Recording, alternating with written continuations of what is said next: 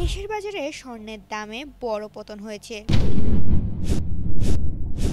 বিশ্ববাজারের সঙ্গে তাল মিলিয়ে আজ রোববার থেকে সারা দেশে কার্যকর হচ্ছে স্বর্ণের নতুন দাম। ভালো মানের 22 ক্যারেট স্বর্ণের দাম প্রতি ভরিতে ৫,৫১৯ টাকা কমানো হয়েছে, যা ক্রেতাদের জন্য স্বস্তির খবর। এখন থেকে 22 ক্যারেট এক ভরি স্বর্ণ কিনতে লাগবে 2,08,272 টাকা। গতকাল শনিবার রাতে বাংলাদেশ জুয়েলারি অ্যাসোসিয়েশন এক সংবাদ বিজ্ঞপ্তিতে এই দাম কমার বিষয়টি নিশ্চিত করেন। স্থানীয় বাজারে তেজাবি স্বর্ণের মূল্য হ্রাস পাওয়ায় এই সমন্বয় করা হয়েছে।